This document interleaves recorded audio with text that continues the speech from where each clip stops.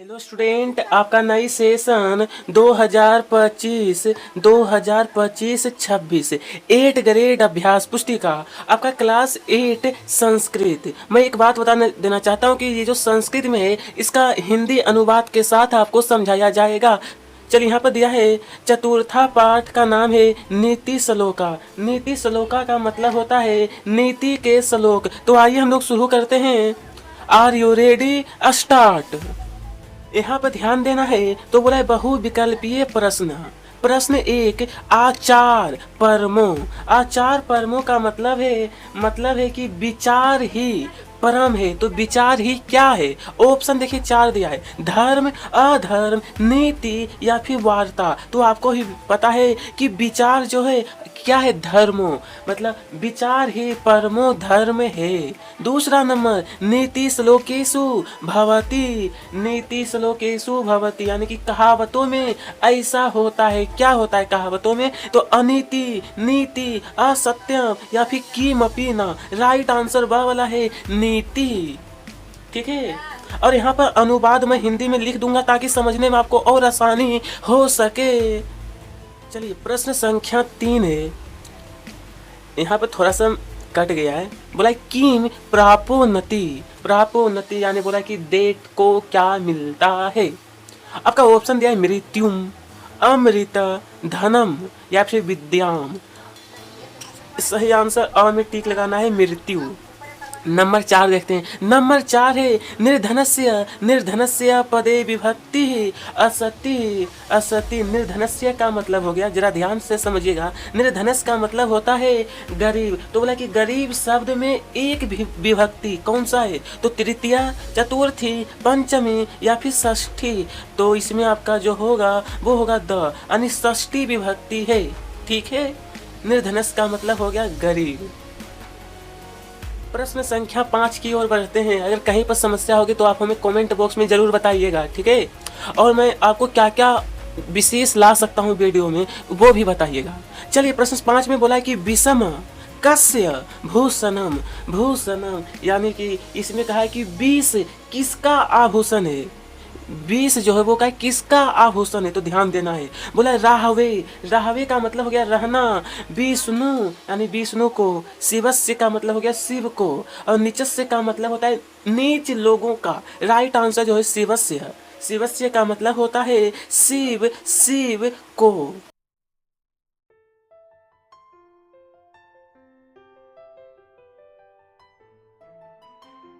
कहते बोला है बी चिंतयेत पदे। और यहाँ पर आपको भरना है बी उपसर्ग अस्ति। अब इसे समझिए, इसे पहले समझ लीजिए। ठीक है। विचिंतित का मतलब हो गया आपका सोचना। तो यहाँ पर समझाता हूँ कि सोचना वाक्यांश में बी का मतलब होता है, बी का मतलब होता है एक उपसर्ग है। यहाँ तक क्लियर। अस्ति का मतलब होता है। यहाँ तक क्लियर। मैं आपको हिंदी अनुवाद पूरा क्लियर कर देता हूँ। चलिए आगे। षड विद्या जीवलोकस्य। जीवलोकस्य तो यहाँ पर होगा सुखानी। सुखानी राजन मतलब है कि जीव जगत के 6 ज्ञान सुख है राजन। जीव जगत के 6ठा ज्ञान जो है ना वो सुख है। ठीक है राजन। और जो हिंदी अनुवाद में लिखता हूँ उसे आपको लिखना नहीं बल्कि बस समझाने के लिए होता है। प्रश्न 8 है कि नास्ति पदे। नास्ति पदे सत्येन। देखिए ध्यान, सत्येन तो यहाँ पर भरना है अमृतम प्रापोन्नति यानी कि सत्य। सत्य जो है वो अमृता लाता है। ठीक है। अब गणेशु। गणेशु यहाँ पर भरना है यत्ना। यत्ना करनिया। करनिया यानी कि गुणों में से करना चाहिए प्रयास। ठीक है। जो हमारे पास गुण है उससे प्रयास करना चाहिए। आगे बढ़ते हैं।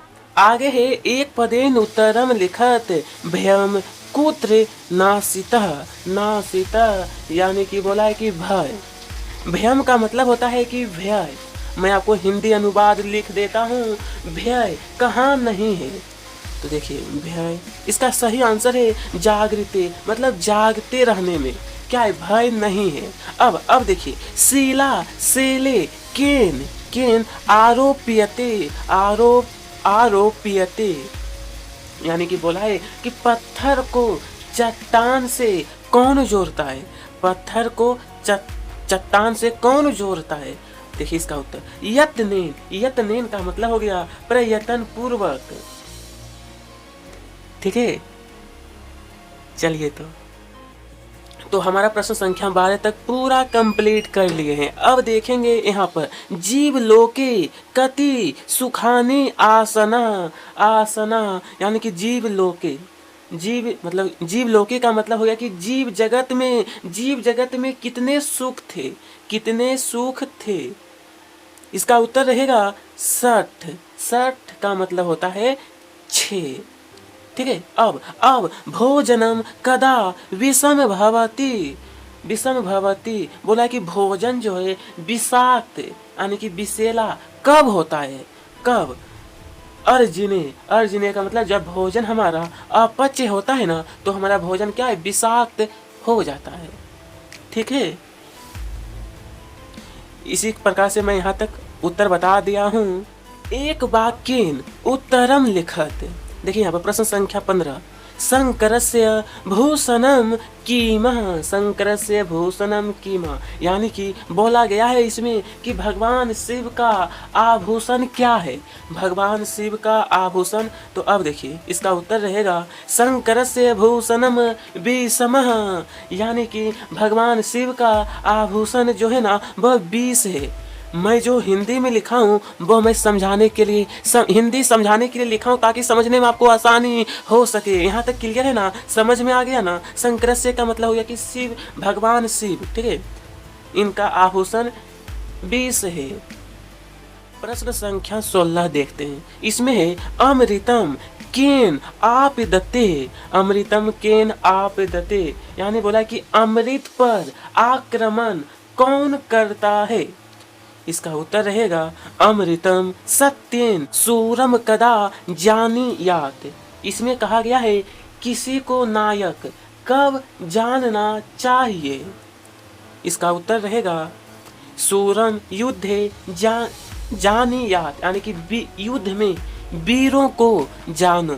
कब, तो युद्ध में वीरों को। यहाँ तक क्लियर है।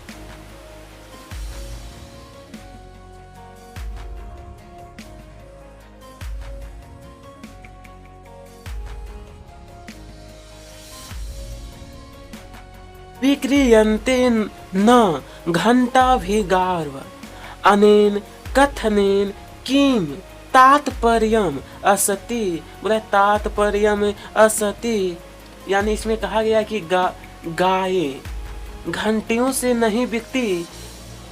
कथन का क्या तात्पर्य है, ये जो आपका कथन दिया है ना कि गायें घंटियों से नहीं बिकती, इसका मतलब है सर्व गुना जने प्रयत्न करनीय आटोपे किमपि प्रयोजन न भवति। यह यदा दुग्ध रहिता गावः घंटायुक्ता यपि न विक्रीयन्ते। अब देखिए ये तो संस्कृत में आपको उत्तर लिख लेना है, लेकिन अब यहाँ पर समझ लीजिए हिंदी इसका हिंदी समझ लीजिए। यहाँ पर कहा है कि सभी गुण प्राप्त करने का प्रयास व्यर्थ है। जब दूध ना हो गाय घंटियां लगाकर भी नहीं बेची जाती। सही बात है, जब दूध ना हो तो गाय घंटियां लगाकर भी नहीं बेची जाती। इस प्रकार से आपको आंसर लिखना है। चलिए नीति श्लोकः पाठते स्त्रीलिंग युक्तान पदान चित्वा लिखत। जैसे उदाहरण दिया है भार्या, इसी प्रकार से मतलब समझ। इसमें कहा गया है दोस्तों कि नीति के श्लोक पाठ से स्त्रीलिंग शब्द चुनकर आपको लिखना है। तो चलिए आपको लिखना है भार्या पीरिया, मतलब होता है एक पत्नी की तरह पत्नी, और पीरिया का मतलब हो गया प्रेमिका। पीरिय वादिनी का मतलब होता है मधुर भाषी। विद्या का मतलब हो गया ज्ञान। और शीला का मतलब हो गया आपका पत्थर। घंटा का मतलब हो गया घंटी। ठीक है, तो यहाँ तक क्लियर है। तो वहीं पर हमारा समाप्त होता है आज का इस वीडियो पसंद आती है तो आप हमें लाइक करिएगा, साथ में सब्सक्राइब, और कमेंट बॉक्स में ज़रूर बताइए अगला नेक्स्ट वीडियो